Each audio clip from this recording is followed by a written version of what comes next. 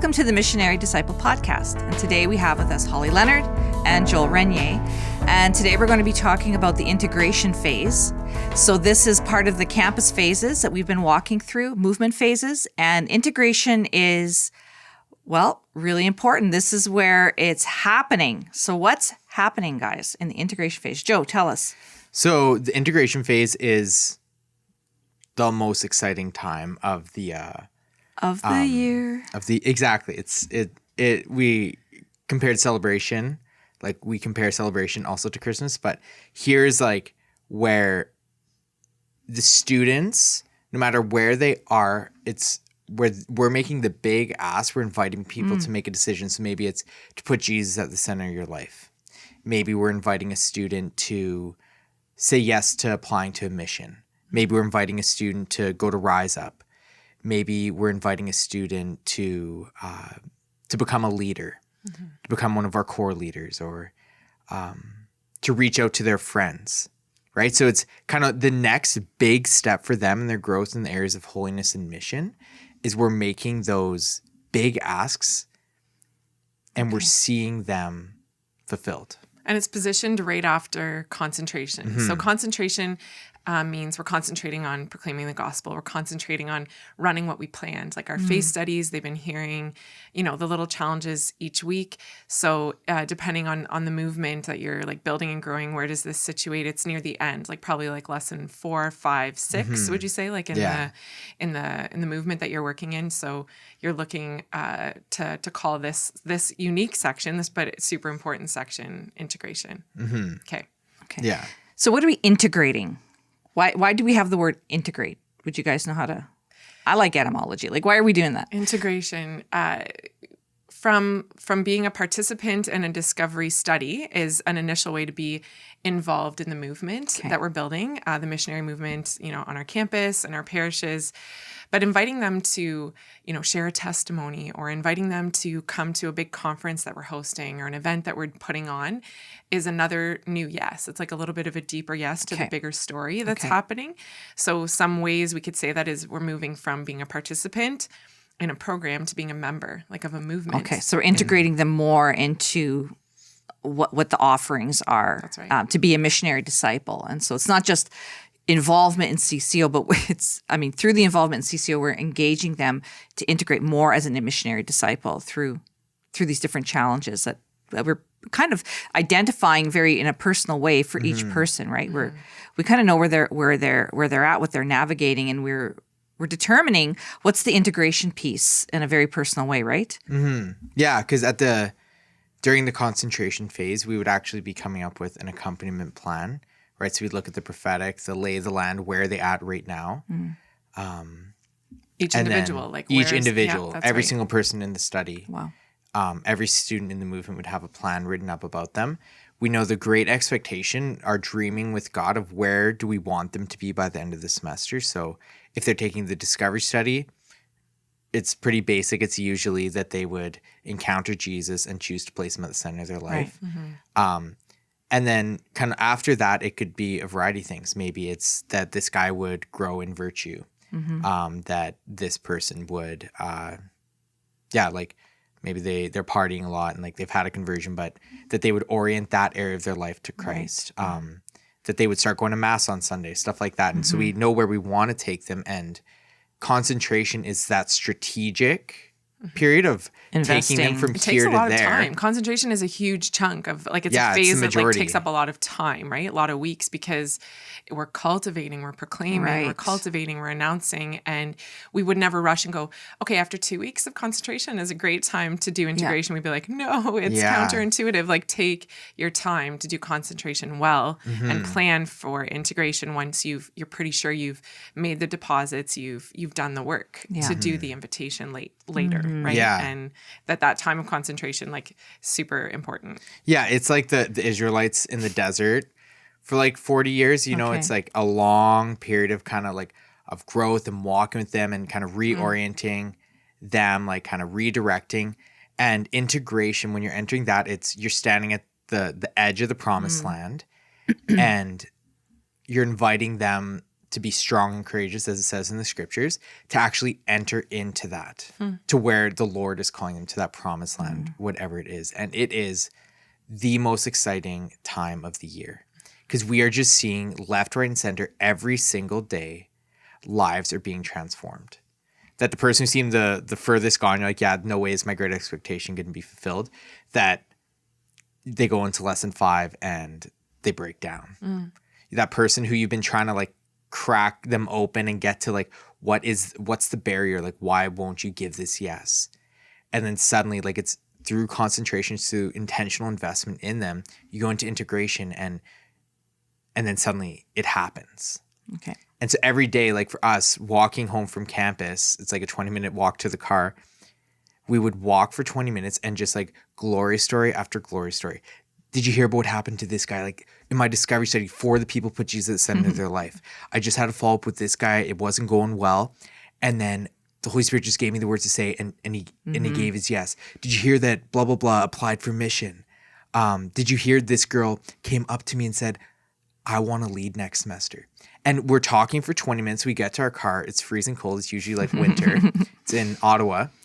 And then we stay in the parking lot for 20 minutes and we just keep talking. Right. And that's every single day throughout integration. Right. So you're basically just like doing things with the Holy Spirit. You're having a sense of where he's leading. The Holy Spirit could do everything on his own, but the Lord seems to want to prefer to work through us to collaborate in the mission. So we're like sensing what he's up to, and we're walking with him, and then we make little invitations or propose something to them, and then it opens because the Holy Spirit has been preparing them for that, and we get to just be so privileged to watch it all. To watch it. There is the planning, there's the seeing, there's the opening our mouths and talking to people. But like, what else should we be doing to make integration fruitful? I think like, I was thinking, what would Andre say right now? He always throws in cheesy like slogans, or sometimes like it's invitation, like integration is invitation. Like it's this time of invitation, of really serious, well prayed through, like discerned invitations. And I can remember, coming into that season as a missionary, and I'd been talking to the Lord about what I wanted for someone and asking him what he wanted. And then, it's kind of that time and you're like, Lord, if you really want her to go to Rise Up, like, please give me some time today where I see that she's open and I'm going to go talk to her about it. Like, please show me where it is. And if I want this person to help me at this outreach event that we're planning, it's really important. I think they're ready to kind of step into leadership.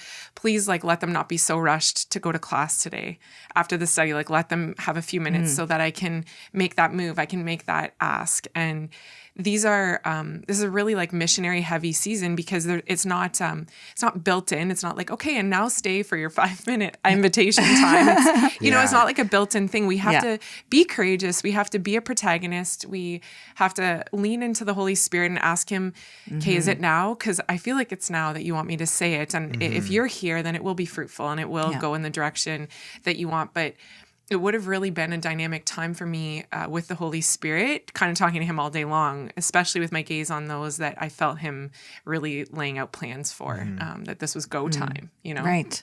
Yeah. Joe, what about you?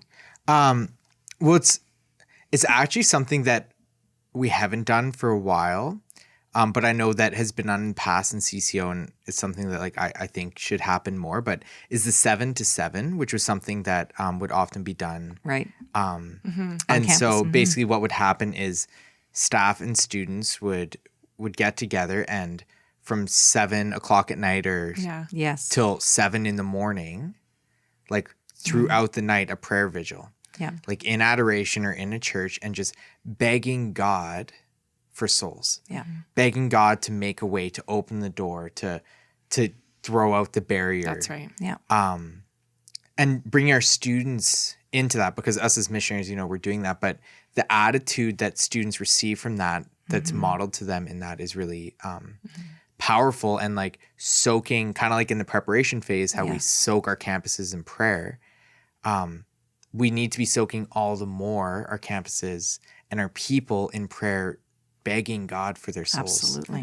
For God to move. Yeah. Those are powerful. I when I was a young missionary, they were led and I was invited to them. And then when I was a leader, we did a few of them. And there's a blend of goofiness that would have been involved because you get a little bit funny, around 1 to 5 a.m. when you haven't like eaten or slept and you're with people that you're not usually with at that hour. So, but we would be, whenever we'd start to get too drowsy, we'd go walk around the church and wake ourselves up through the cold and then come back to the tabernacle and pray and lift up all of these plans. Like you're saying, we can almost lay these papers, like these individuals, and say, I feel like this is what you're saying to me. I feel like this is the barrier, Lord, and I'm literally laying it, and I'm here. Like I'm going to respond. I'm going to go to campus this week.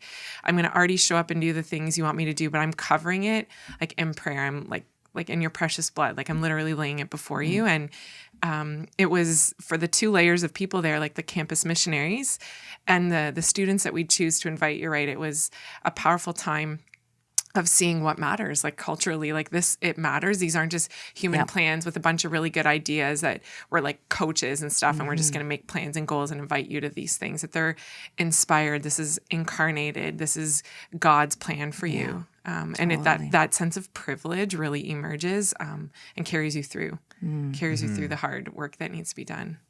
Yeah, and we've done 24/7 campaigns as well, where we identify the kind of like that critical week, which is sometimes tricky to do, but just trying to line up intercessors that would pray all day long. That's right. Supporters, friends, everyone. Yeah, midnight to midnight, just to soak and protect all those conversations, because we know there's a spiritual battle going on. This isn't just how excellent is our programming. There's a spiritual dimension, and we need to do spiritual warfare through prayer. So your vigil from 7 to 7, the 24/7 campaign, fasting, praying, like all of these, like phoning up the people that you know are intercessors. Gosh, if you have nuns in your back pocket that you can like, oh sister, can you pray for me? Like asking your parish priest to offer up mass, if he has a mass free to offer for that. Like we just want to do all that we can to cover all of our bases spiritually and within the normal realm of how do we accomplish through the power of the Holy Spirit these big breakthroughs in people's lives. And actually the cool thing is it's actually happening right now. Okay. Like on campuses as we're across recording Canada, right now. As we're recording right now, we're kind of coming to the sort of the tail end, at least here in Ottawa, but in many campuses, that lesson 5s of discovery, which is where students are, the invitation to a relationship is put before them, and then the follow-up, they're actually given the opportunity to respond.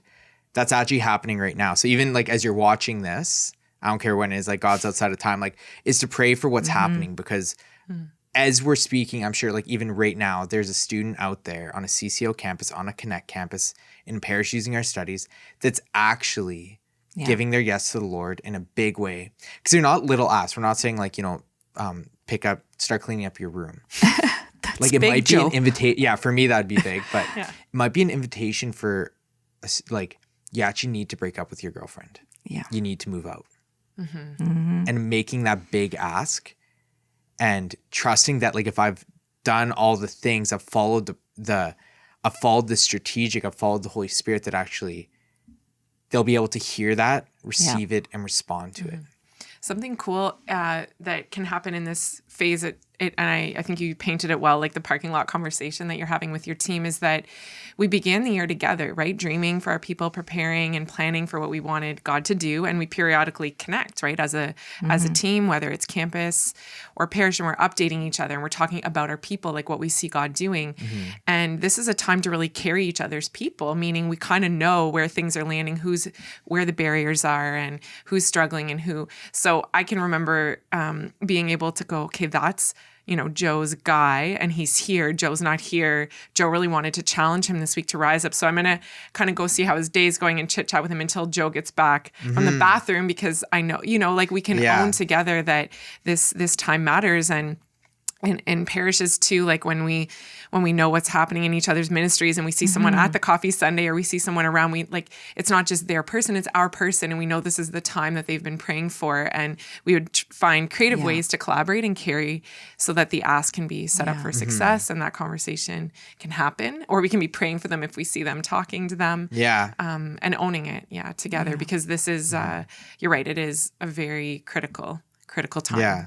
So we would typically plan like an adoration night during this time.